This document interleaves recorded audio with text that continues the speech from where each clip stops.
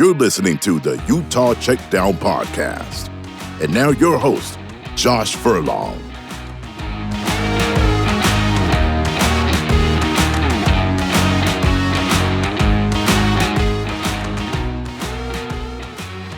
Welcome back to another edition of the Utah Checkdown Podcast. I am Josh Furlong. Happy to be back with you as always. It's a Wednesday. It's a great day. It's sunny outside. It's still cold, but it's sunny, and we got a lot to talk about today. So a lot of things have transpired. The transfer portal is closed, which, you know, January is always that month where it's pretty bleak and boring and slow. But it's January 21st, and the month rolled by because of the transfer portal, in my opinion. So, if there's something to be happy about to get you moving through the month, I guess there's that. So, all right. Well, we've got a lot to talk about. So today we're going to talk about Utah and the Indiana title-winning model, a look at the Utah football schedule that was released today for the 2026 season, a final look at the AP Top 25 rankings, a transfer portal recap, and if we have time, we'll finally get back to revisiting the Hot Takes episode from last year. I just think it's a little fun look back, and we'll see what we've got. So we'll jump into that. But before, let me tell you about our partners at Canyon View Credit Union. Big dreams don't just belong in your imagination. At Canyon View Credit Union, we help turn those dreams into reality. From application to celebration, we're by your side every step of the way, because home isn't just a place, it's the people you share it with. At Canyon View Credit Union, flexible options and expert guidance help you create a home that's truly yours, the perfect place to gather and belong. Guiding you home, Canyon View Credit Union. To learn more details, visit canyonviewcu.com. All right, let's just jump into this. So on Monday was the national championship game, and Indiana came out on top. And honestly, what a storybook season. They go 16-0, and really just kind of defied all logic and reason for what was going to transpire.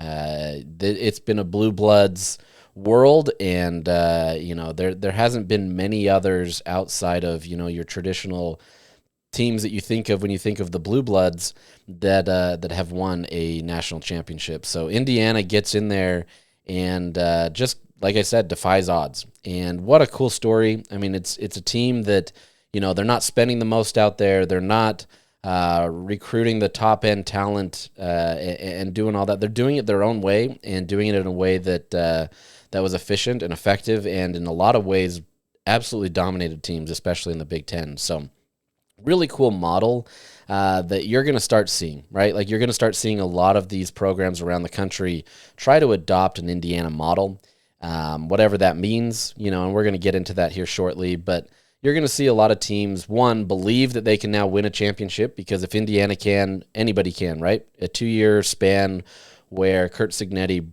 really just kind of revamped the entire program and outlook of Indiana. Now they're going to be the cream of the crop, where those top-tier talent that top-tier talent is going to start coming to Indiana, and there's going to be, an infusion of cash because, people want to go there. It's just kind of flipped everything on its head, and you're going to see a lot of different things change in Indiana. But I truly believe that Curt Cignetti is going to keep things rolling the same way, right? He's not going to suddenly change who he is because it's worked, and he's gotten proven success wherever he's gone that he can do it. Obviously, this is the highest level, and doing what he did at James Madison is great, but doing that at Indiana and winning a national championship, there's not much that can compete with that. So just for a reference, though, this is the first non-blue blood, at least the ones that we consider to be a non-blue or a blue blood, since 1991 in Washington.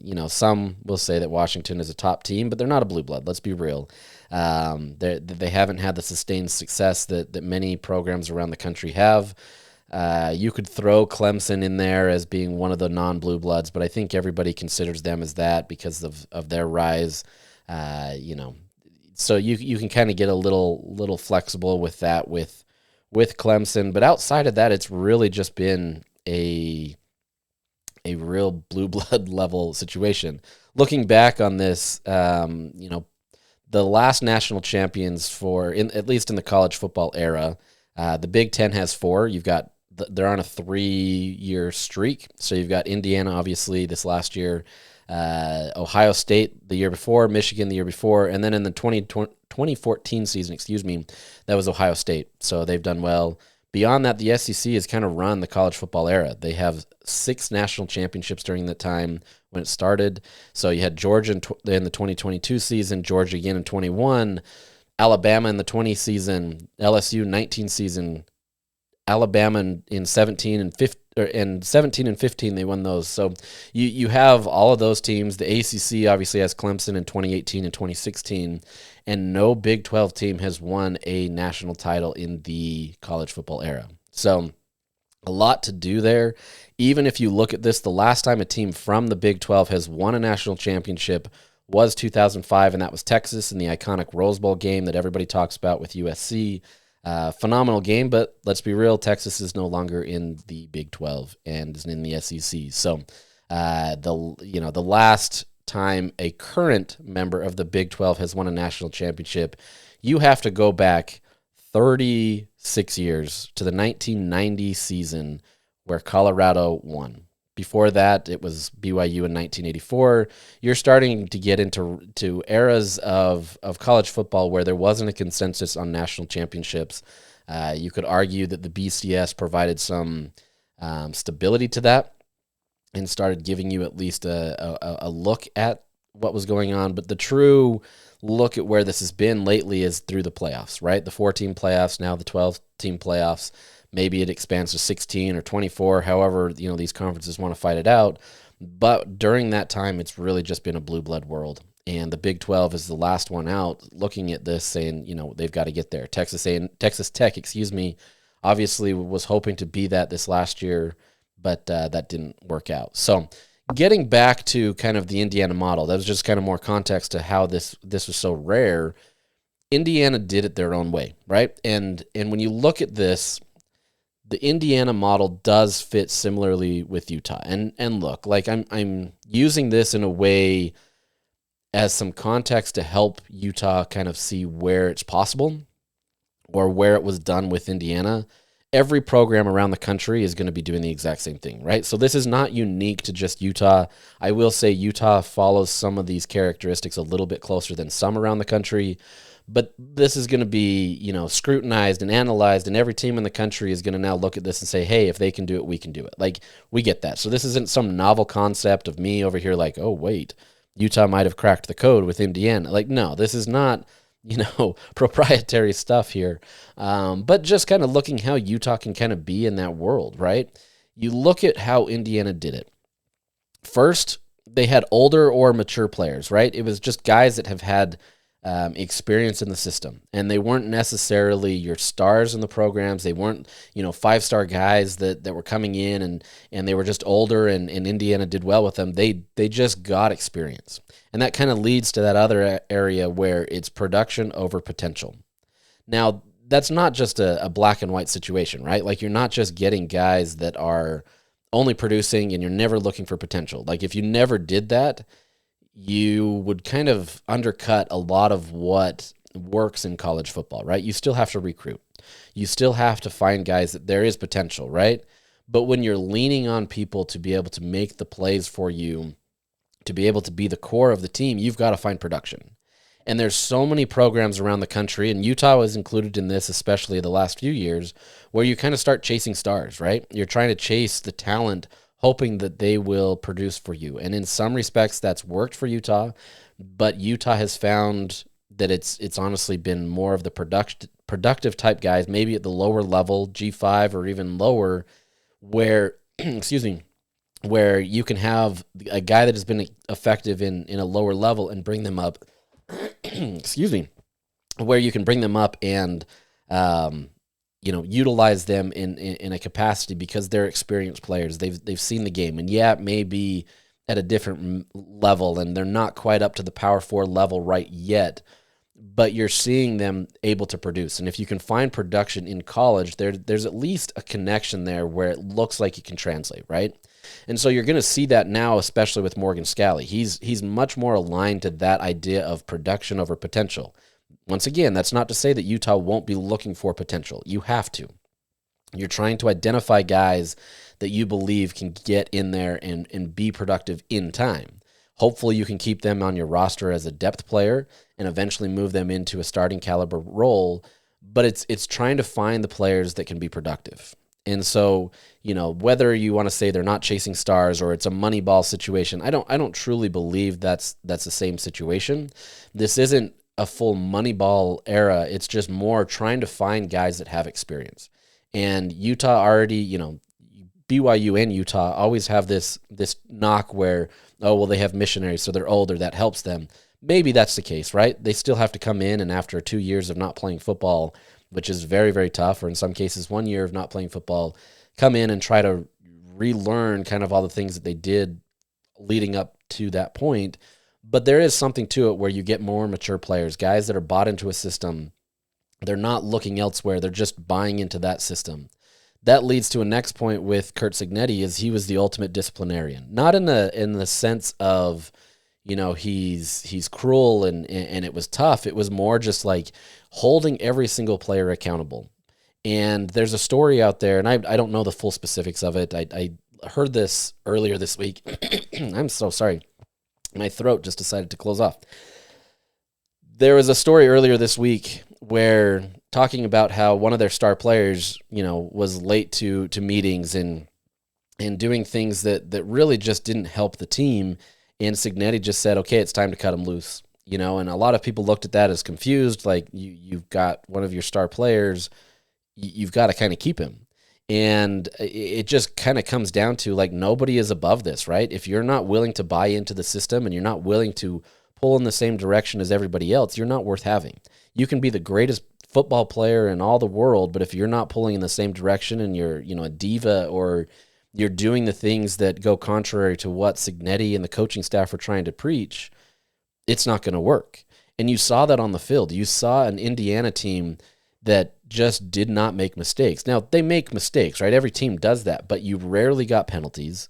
I mean, that false start near the end of the game really was just such a rare penalty that this team has, because they just are disciplined. They understand what they have to do. They don't make mistakes, and it works, right? I don't know the stat, but there's something like they had 1,100 snaps since their last fumble. This is a team that bought into every fundamental aspect of football. And you can say, oh, well, it's the Nick Saban type of way. Well, there's many coaches that have coached with Nick Saban. Yes, Curt Cignetti did coach with him. But there's many coaches that have coached under Nick Saban, and they haven't had that success. Many have, but it's not just a Nick Saban way. This was the Curt Cignetti way, and he did it the right way. He also developed players. You're coming in there, you're taking players from James Madison, and there's no knock on James Madison. They've been a phenomenal program from the FCS rank now up to the FBS, where they get into the college football playoff. This is a program that has been really effective, and Cignetti is a reason for that to some extent. But you're finding guys that can be developed. Now, when I say all that, that's a lot of how Utah has tried to operate, right? You're trying to find guys that have been in the system. They're productive. You're trying to hold them accountable through discipline. Now, you could probably go a little bit further and try to get more discipline there. You can go for production over potential. You can develop these players. Utah has, for the longest time under Kyle Whittingham, was considered one of the best schools for developing talent, taking lower-tiered players, so to speak, or lower-rated players, and developing them into, maybe NFL caliber players or starting caliber players that are impactful on the field. That fits the Utah model, and that's not going to change under Morgan Scalley. If anything, I think Morgan Scalley fits this Cignetti model a little bit more, where there's the production over potential. The last few years of Whittingham's tenure, not necessarily last year, but the years leading up to that, there was a little bit of chasing the stars. You were looking at it and saying, okay, now we have some money. Let's go try to get a high-end talent. And that didn't always translate to a cohesion on the field or in the practice or in the locker room. It became a problem. And so it's really just trying to find the guys that are Utah guys, right? Trying to do that in a way that is everybody bought in. And last year you saw a lot more of that, where everybody was pulling in the same direction. The reason Utah had so much success last year, yes, it was because of their on-field stuff. but there was a lot of pulling in the same direction, a lot of people buying into the same system. There wasn't diva roles. Devin Dampier could have been the ultimate diva and just been like, look, I'm the star of this team. Don't let Bird Ficklin on the field. Don't, do that. Like, there could have been so many areas where this could have been a disaster.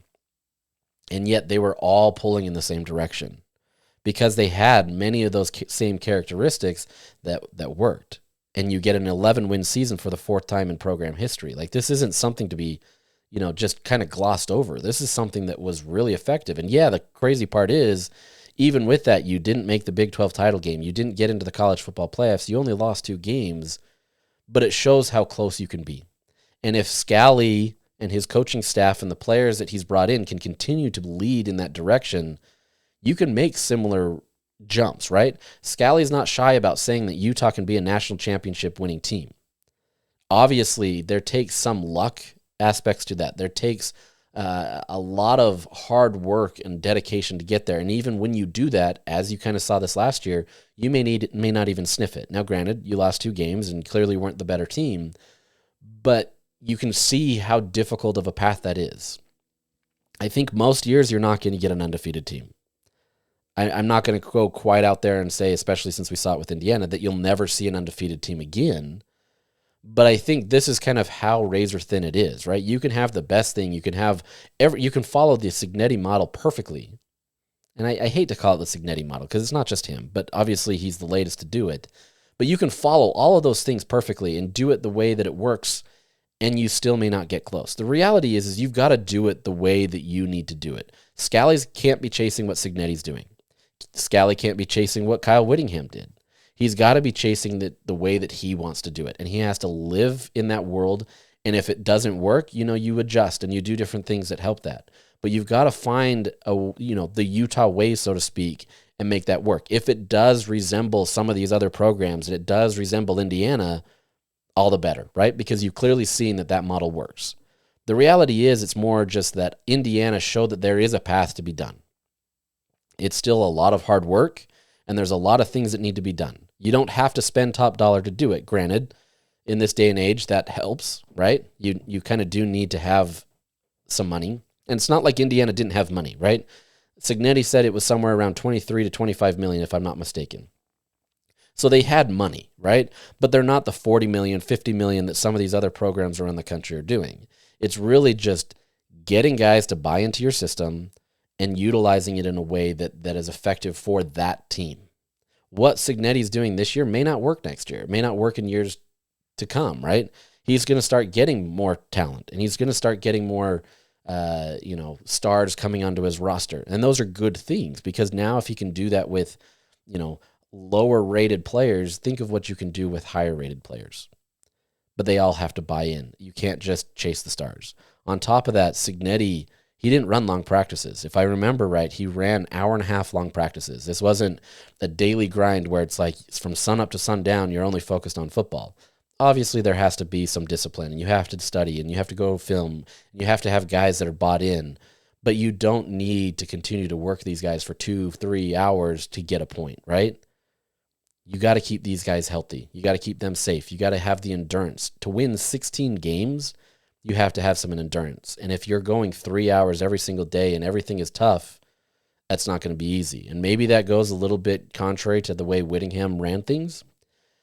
Obviously, they're a hard-nosed team, but you can see that Indiana was a hard-nosed team as well. They didn't have the best trenches, right? It's not like when you look at them and you say, oh, they had the best defensive line or they had the best offensive line. They were great offensive and defensive lines, but they weren't the best out there. And yet they still found ways to get it done because they were fundamentally sound, they didn't make mistakes, and they were all pulling in the same direction.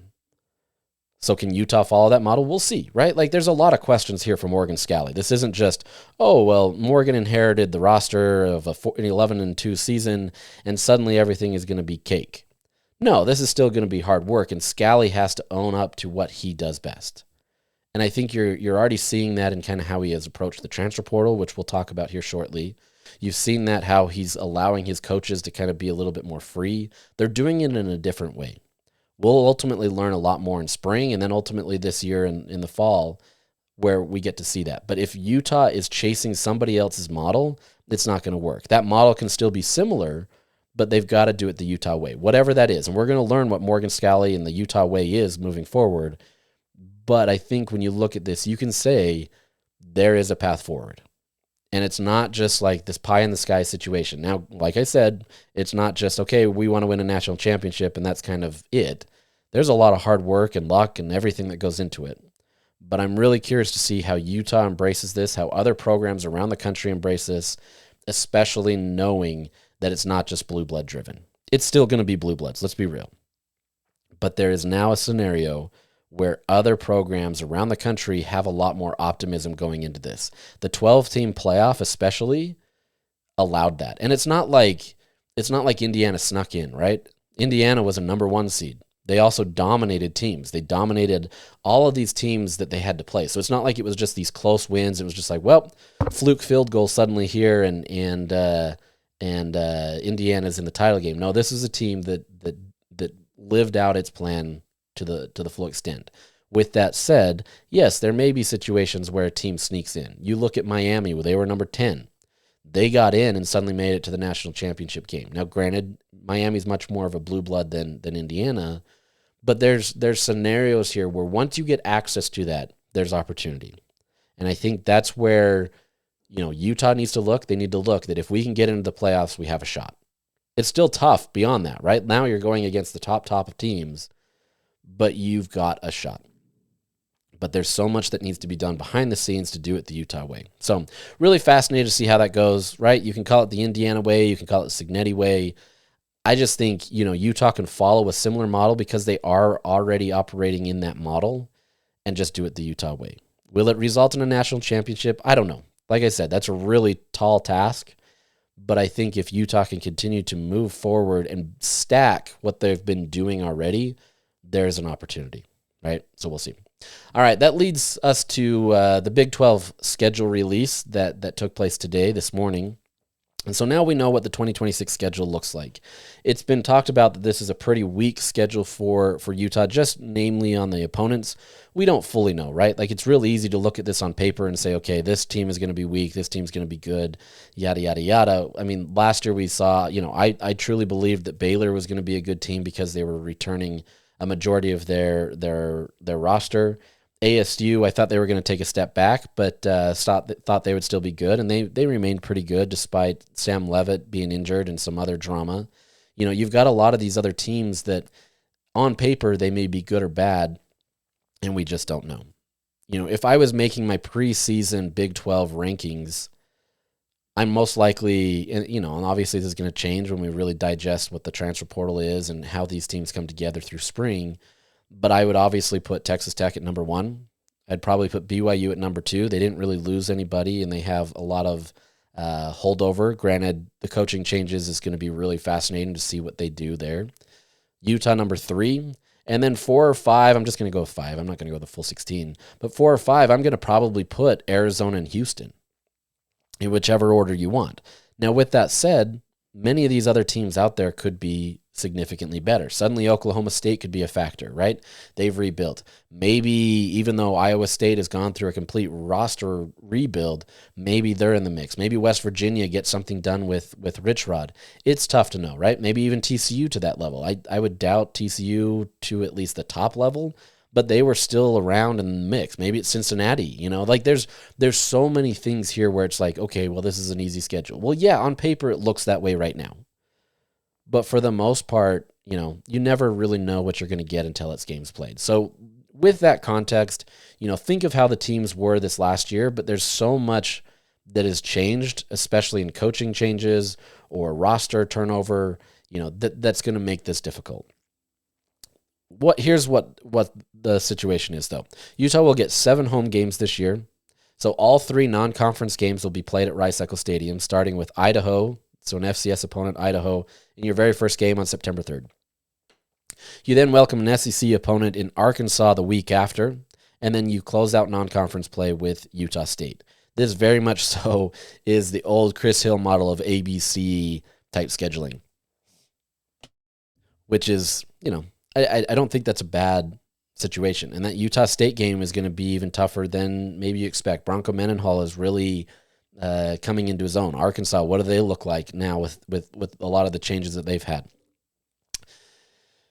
Then, you get Iowa State as your first Big 12 game, and it's on the road. We really don't know what Iowa State's going to look like. But traveling to Ames, Iowa, what does that look like? Is Utah done well in the first 3 games of the season?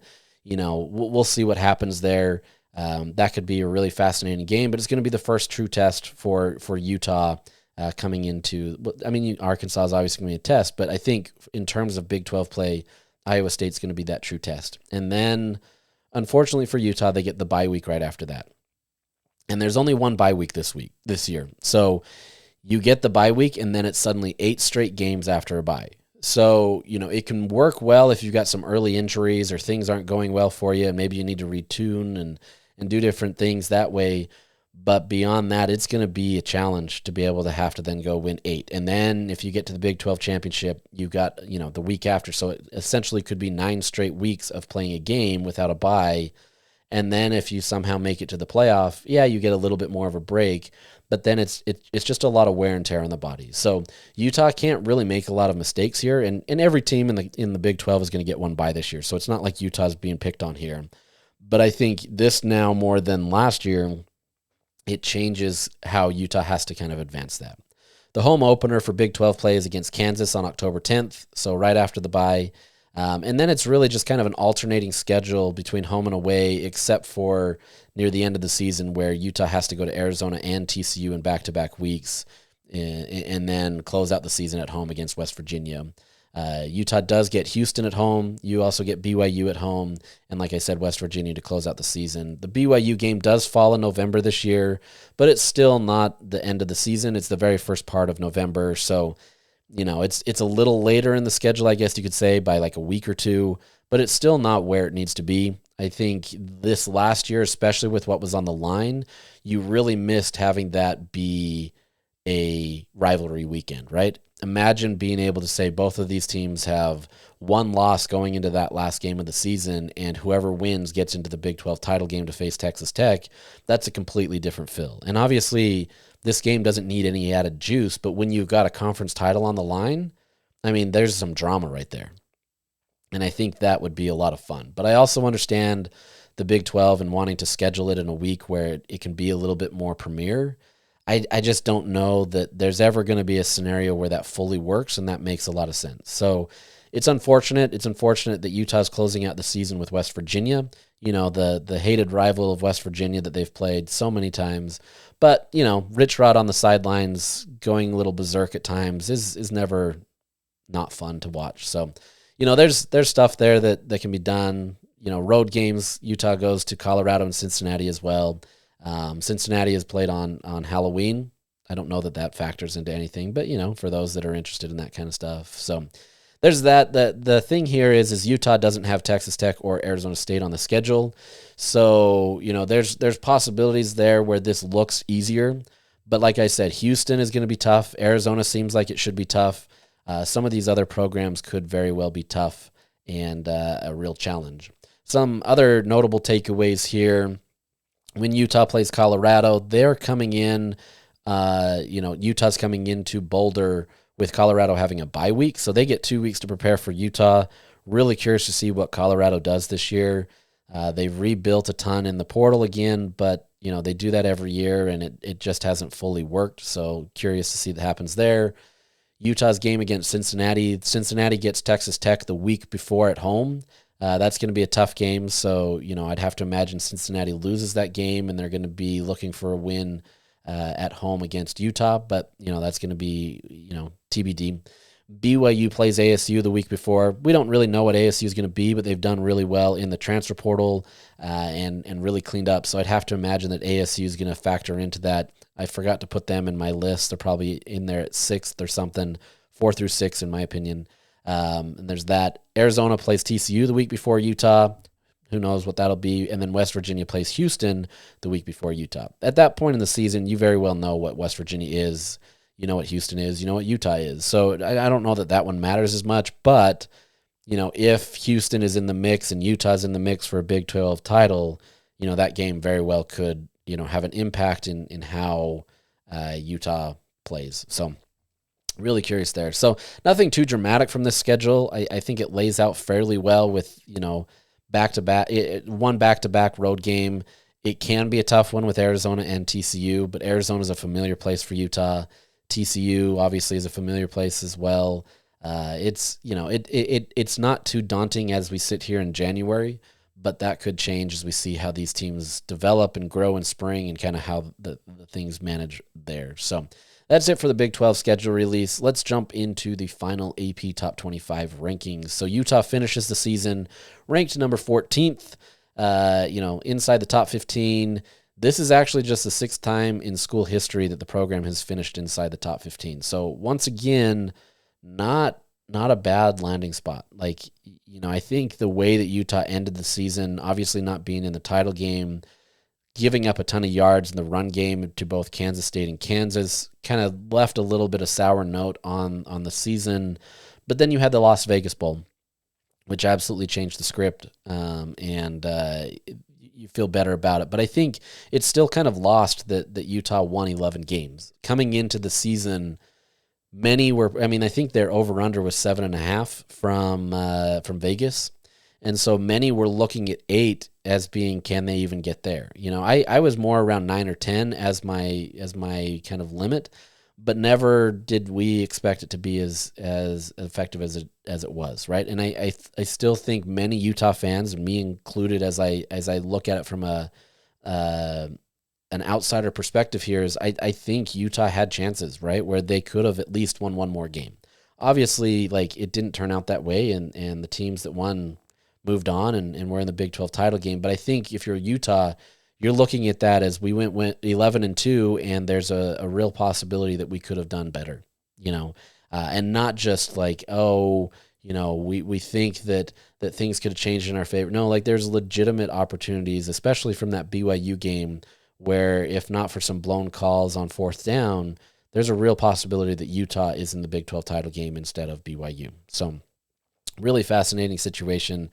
Good opportunity for Utah, but now it's about continuing that success, right?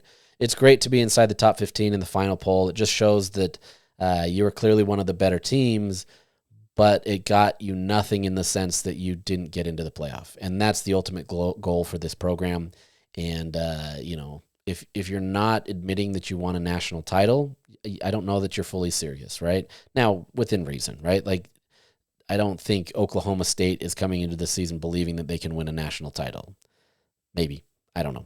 But I think this is, you have to be realistic, but I think Utah truly believes that they can get into the playoffs, they can be competitive, and work well. There were some flaws, right? Obviously, the defensive line and allowing a lot of the run did not help, and that would have been exposed even worse in the playoff. But I think Utah feels like it's close. And so you've got to continue to build on that. You obviously get Devin Dampier back, Bird Ficklin back, you get Wayshawn Parker, you get a whole host of transfers that are coming in, and I'll get that shortly. But you've got a lot of opportunity available to you to be able to build on what Utah did last year. But it all has to come together. You all have to be in the same page like we talked about earlier. Other Big 12 teams ranked in the final AP Top 25. Texas Tech falls to number 7. Obviously, they didn't show up as well in the playoff, so they fall to 7. BYU finishes at 11. Houston finishes at 22. TCU at 25. And then Arizona is the last team to receive votes. So all those teams get in there. And like I said, I think all of those teams are kind of in the mix. I don't know about TCU. We'll see. I think they're an interesting study to see if they can kind of be in that mix. They lose Josh Hoover, but what do they do to be better? And we'll break down all those things this summer in the off season, like we did the last couple of years, where we go game by game and everything that way. But I think this shows that the future is bright for Utah. I don't think you can just suddenly baseline Utah as a top 15 going into the 2026 season. But I think they're going to be close, right? I think you've got a bunch of these teams that they're not going to move a ton. Texas Tech, BYU, Houston, Utah, all these teams I think are going to be in the mix because of what they've done. And so, whether Utah is in the top 15 to start the season this year remains to be seen. But I think having kind of the core of your offense together is going to afford Utah a lot more leeway. And so I wouldn't be surprised if they're a top 15 team coming into this season. All right, let's jump to the transfer portal recap. So as I mentioned, the portal closed over the weekend. There's still roughly about 48-hour business days before, everything is finally settled. But Utah really settled theirs pretty well, early on. Jason Stokes Jr. did enter the portal a little late into the calendar, but he was looked to be a little further down in the depth chart in the corner room, especially with what Utah added, and so it just wasn't. I don't want to call it as impactful, right? Because every transfer is impactful in a certain way, but I think it wasn't as damning as it could be. So, all in all, Utah, considering what it could have been with Kyle Whittingham going to Michigan, it wasn't as damaging as was expected. With that said, obviously there's key players, especially starters, that went to Michigan that are going to hurt, right? You look at John Henry Daly, who, we've talked about being who he is and what he did for Utah this year, but understanding that he had an Achilles injury that is not going to be conducive to getting back quickly. If he does at Michigan, all the more power to him. I just don't know that was something that Utah wanted to risk. And so losing him is unfortunate. Smith Snowden obviously wanted to go to the portal beforehand, and so he ends up at Michigan. You had Teo Johnson, a starting safety, end up at UCLA. You had who am I missing? There's a bunch of other players that I'm missing here. Jonah Liea. You had I know there's one big player. Oh, J.J. Buchanan obviously was one that was not expected. He was planning to come back to Utah and then decided last minute to come to Michigan. But all in all, Utah did fairly well in retaining the players that they needed. You do miss some players, but I think Utah did well to be able to at least keep the core of their players together and do what they need to move forward. And then in the transfer portal, you picked up players that were of need. Now, on paper, some of these players look underwhelming, right? Like, I think there's many, when you look at their stats, they look great. Others where it's just like, okay, you got another FCS kid, or you got a guy that didn't produce at another school. Like, we're ultimately going to have to learn that, right? In my last episode, if you want to go back and listen to it, a lot of the guys, I talked about kind of their production and what's there.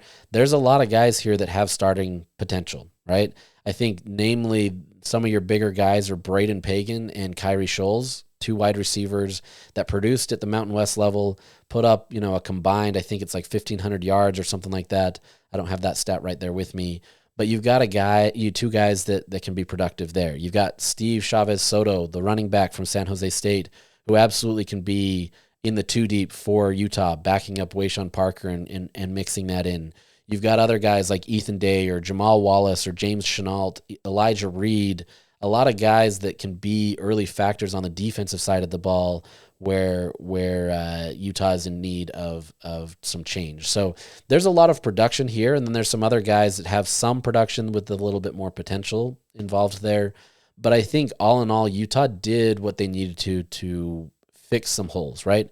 You obviously needed to get some more depth on the offensive line, and they get Cedric Jefferson from Montana State and Isaiah Kema from Ohio State. You add that, but you already had a decent core there. You're getting some guys back that allows you to be consistent, and so you build there. You also get Kelvin Obot, who's the freshman 5-star tackle, so that you get that. You needed more depth at defensive line, and not even just more depth, more bigger bodies, and you get that in Jamal Wallace, Jeremo, Lucas Samsula. You get guys that can kind of fit that position and add some beef to that room. On the edge, you get Ethan Day, who was productive at North Texas, Nicholas Igua, a JUCO guy who was originally committed to Boise State but decided to opt out and come to Utah because he felt like there was a better opportunity there. You build up in your corner room again and find guys that have the size and have production who've done well. Like, Utah found where they needed to and plug those holes. Now, we'll see, right? We've got to see in spring how that's going to come together, how Scalley's operation is going to work, and if this actually is something that can be effective for Utah. But the fact that they could have lost so many players from the portal to Michigan and what they were able to keep, especially with keeping Devin Dampier and Bird Ficklin and Wayshawn Parker, those three alone do a ton for you. To not say anything about all the other stars of the team that are effective, right? Like, there's a lot of opportunities for Utah to take what they did this year and continue to run with that success. So Really, really fascinated to see how this works. Utah ultimately adds 17 players through the portal. There may be an add here or there, but I think Utah's pretty well done at adding from the portal. That puts them roughly above 85 players on the roster of scholarship guys. There's some walk-on guys in there as well that we'll learn as well. But for the most part, Utah has its full complement of players that they feel like they're going to utilize for the 2026 season. And all in all, on paper, it seems like a success. We'll see how that translates. There's a lot of moving pieces, but I think Utah's done well. And I'm not just saying that because I cover Utah. I think Utah really did attack this in a right way and trying to get the guys that they want. Did they miss on players? Sure. But they also got fairly close to what they wanted in pretty much everything. And yeah, some of those are guys that are lower levels, many from the Mountain West or the FCS ranks, maybe even JUCO. But Utah did well to be able to fill the gaps that they had there. So really fascinated to see how spring comes together. Really fascinated to see how Morgan Scalley operates with all this and what Utah's able to do. But I think it's a net positive on paper right now. It's hard to say because you did lose a lot of starter caliber players to Michigan and others, but many, like I said, many of those players were planning on leaving anyway before Kyle Whittingham even accepted a head coaching job at Michigan. So you were getting some of those guys that were going to go shopping beforehand. It just so happened that they could follow their coach to a blue blood and have kind of that attraction there. So it is what it is. All right, let's close the episode with some of the bold takes revisited. And, I think this is kind of fun. I went back and listened to the episode that I had with Josh Newman and Brian Brown. We each went through kind of a snake draft of taking bold takes for the season. And it was entertaining to listen to again and kind of our reasons for some of these things. And I'm not going to get into the rationale or some of the nuances here.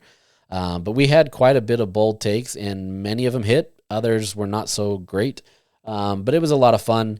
And if you didn't get a chance to listen to that, it was back on August 13th, so you can go listen to that and see kind of how we reacted before the season to what was going to happen.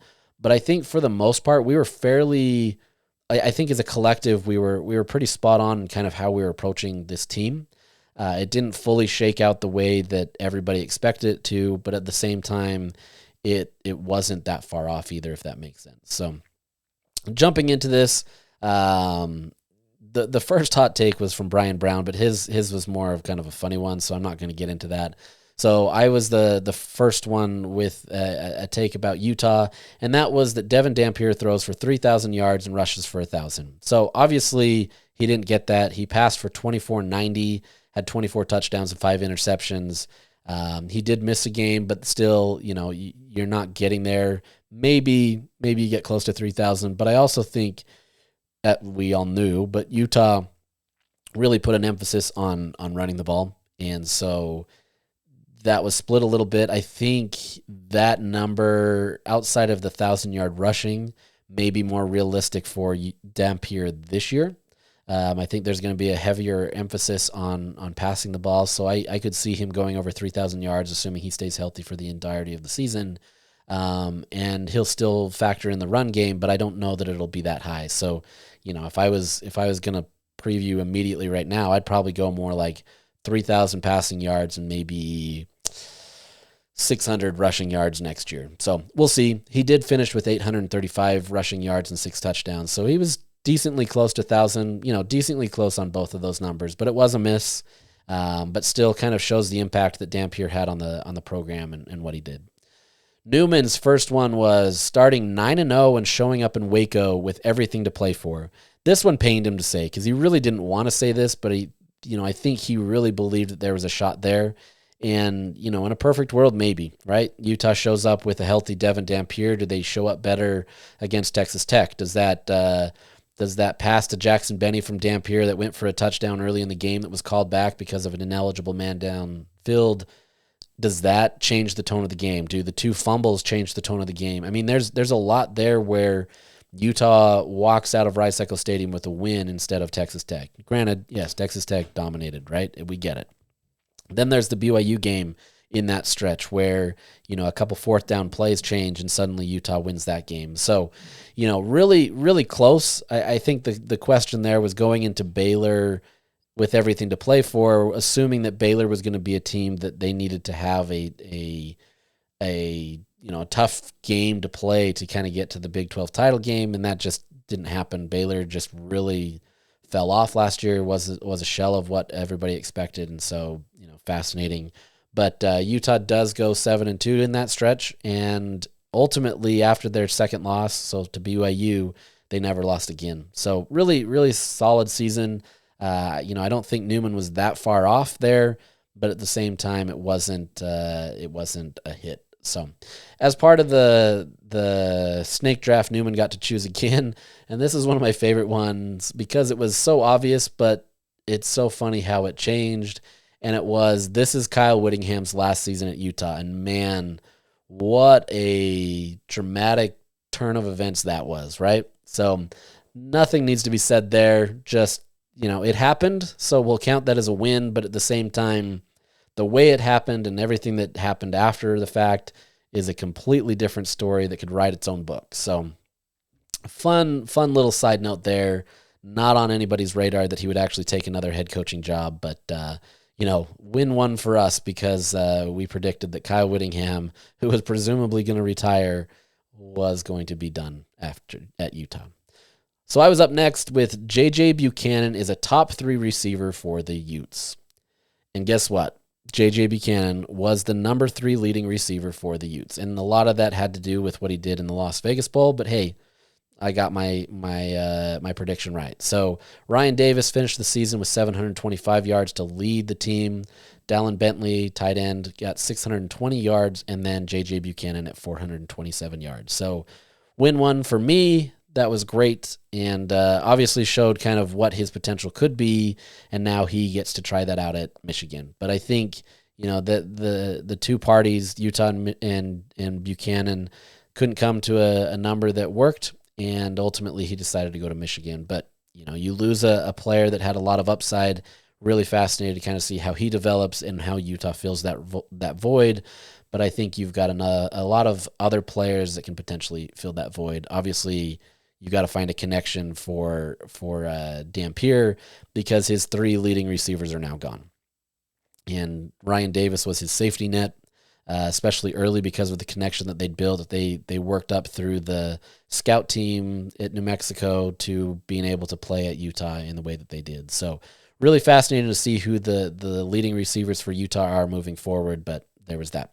And then Brian Brown, his first one was leading pass catcher will not be a receiver. He was wrong there, but it wasn't that far off. So Ryan Davis was 725 yards. That number would have been higher if he was healthy all season, obviously. But still, he emerged as a guy that I don't think many were expecting. If anything, many, and I think even I said on the podcast that Tobias Merriweather had the better chance to be that guy just based on his frame.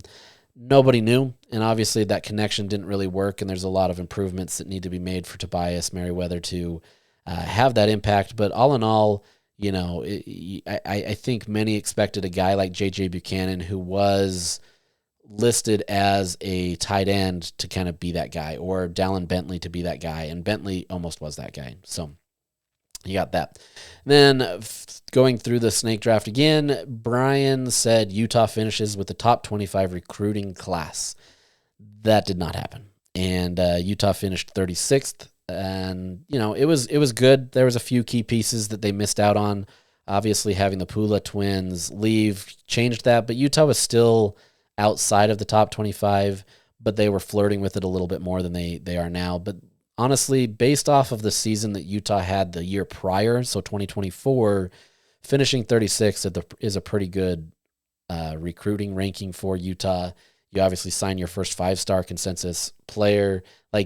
There was a lot of successes there. It just didn't finish in the top 25 class. So really curious to see if they can do that moving forward. My next one was Dylan Curtis, so the freshman place kicker, makes a 60-yard field goal. That did not happen, but it was much closer than many expected. And when he went out there to the field for this, I was kind of getting a little excited because I thought I might get this one done. So he did go. He had 2 field goals made over 50 yards out of 3 attempts. So his first one was a 54-yarder at UCLA. So right off at the beginning, kicked a deep bomb. And then at Colorado, he had 2 50-plus yard kicks, one at 53 that he made. And then the one that got me excited was the 59-yarder, but he missed it short. But it was right down the middle. And if he had a little bit more leg on it, he definitely makes that. And, I would have counted that a win because 59, 60, that's basically the same thing. It shows what he's capable of. Clearly, there was some inconsistencies, and there's some reasons for that. But, I think Utah's in a good spot with Dylan Curtis. And the more he grows and matures in the program and has some of the support that he can get, I think that still can be a realistic opportunity. You just, if you're Utah, you hope you don't have to kick a 60-yard field goal, but, worth a shot. Newman, he decided to go a story or a bold take outside of Utah, and that was Sam Levitt will not throw for 3,000 yards. Now, this one, it's a little janky. Yes, he won this because Sam Levitt got injured and needed surgery. But in 7 games, he threw for 16-28, 10 touchdowns, 3 interceptions. If you were to average out his season, so his average throws, it was like 223, if I'm not mistaken, that he would throw for a game. If you did that, he would average about 20, or he would have finished at about 27.91 without a bowl game. With a bowl game, assuming that he stayed on average, he probably would have hit 3,000, but it would have been close. So even if he played all the games, I think that one actually could have been a decent pick for Newman. He obviously wins it because he didn't get it, but I think there's some nuance there, obviously. His next one is that at some point, Newman will show up at Rice-Eccles Stadium this year. He did not tell me this before this, so this was a surprise to me, but in fact, he did show up to the Arizona State game. I paid for him to come out to Rice-Eccles Stadium and be back in the building for a game. And, obviously a great reporter, does exactly what he needs to connect with people, but also just to tell compelling stories to be able to help Utah fans understand what's going on. We got a little extra treat because we got him to the Baylor game as well. Granted, that was, about an hour and a half away from his home in Austin, Texas. So, we got treated with a double dipping level of Newman, but glad to see that one come because I think he's really talented. He's now got another job officially where he's now moving to Cleveland. So all the best for Newman. Really excited for him. There may be still some potential where he contributes for us over the years, but for the most part, he's now going to focus on his job, and happy for him because he deserves it all. My last one is Utah's offensive line allows 2 or less sacks to Devin Dampier. Now, this was one of the hottest takes of all time. And I got mocked for it a little bit, but, it was meant to be more of an indication of how good Utah's offensive line could be. And obviously, we saw how good they were. Spencer Fano obviously is a unanimous All-American. He wins a top college football award. He's all of these things. The offensive line was just this phenomenal team. Should have been a Joe Moore Award finalist, but they weren't for some reason. This offensive line absolutely did everything it needed to. Now, Utah finishes the year with 14 sacks, which is actually 11th in the country, so it really wasn't that many. Dampier took 8 of those sacks, but when you look at it, not all 8 of those were because of the offensive line. Some of them were because he rolled out or did different things that weren't in particular with the offensive line. So I had to go to PFF to see how this all shook out. And when you look at the defensive or the offensive line pressures and the sacks that were given up by the offensive line, and this one also gets a little tricky, Utah gave up 2 sacks from its offensive line. And the funny part of that is one of those sacks was from the actual offensive line. The other was from Nakari Rogers, who gave up the sack. So at least he was attributed for it. So in some ways I'm right. In some ways I'm wrong. I'll let you decide what that is. I tend to believe I was right because clearly I was. And no. But I think that was kind of showed the impact that offensive line had. They clearly did everything they needed to keep Devin Dampier upright or whomever was in the backfield. Yes, the whole season there was 14 sacks taken, but if you look at the PFF grades who attribute these, by going back and watching the film, only one of those was actually attributed to the offensive line. So, like I said, I'm right. The rest of the world is wrong, and you all can deal with that. Army wins the season by only allowing 7 sacks in total. So clearly, there's different things there, but I think that's a fun step. And lastly, from Brian, Utah wins the regular season championship, loses the title game, gets an at-large bid in the playoff. That's a big nope. Obviously, they were in the mix for that, and they just lost the wrong games, right? You lose to Texas Tech and BYU, who were in the Big 12 title game, and you can't do that if you want to be able to get into the title game. So it just so happened that you lose to the wrong teams. Had you have lost to some other team, maybe there's a better shot. Even then, BYU only lost 1 game, and that was to Texas Tech, so that was tough. Texas Tech only lost to Arizona State. So, there was a lot going against Utah in that situation. But I think for Utah to be in the mix after their 5-7 season the year before, really shows kind of the improvement and what Utah was able to do, building through the transfer portal and everything that way. So obviously did not get the title game, did not get the playoff bid, but you're in the mix. And like I said, you finished in the top 15 in the college football playoff rankings as well as in the Associated Press rankings. So all in all, a successful season. Hopefully, you had some fun with some of those. There's a lot of nuances to some of those things, but I hope to do something similar this year with some other people. Now that I'll be joining forces with Steve Bartle, maybe we can do our own predictions, bold takes later on in the year. But I appreciate everybody that listens to this podcast. It's a lot of fun to be able to talk football year round. Like I said, we'll sprinkle in maybe some other sports here, men's basketball, gymnastics, women's basketball, anything else that's going on, we'll try to sprinkle in. But I still want to keep this primarily football focused because it's fun to talk about, and there's a lot of work that goes into it. Really looking forward to see how Morgan Scalley approaches all this and how he approaches the fans, how he approaches the media. I've heard positive things about both of those and how he wants to include and be more open. Curious to see how that all works, and mostly curious about how spring goes, because now that there's no spring portal, Morgan can be, a little bit more fluid with how he does things. You can see some of these guys be a little bit more impactful and not try to hide them in spring scenarios. So really curious to see how this all comes together. Like I said, we'll continue this podcast through the off season. My goal is to do these probably every Wednesday now, so we'll shift that schedule a little bit. That may change depending on what's going on, but we're going to keep going at this. And if there's anything that you want me to chat about, as the off season goes on, things that you want me to look at, happy to talk about these things. So hit me up on email, jfurlong@ksl.com. Hit me up on Twitter, Blue Sky, wherever you want. Happy to chat about these things and bring these up on the podcast and maybe do a little deeper dives on some stuff. So with that said, I appreciate all the time that you guys spend with me. It really does mean a lot.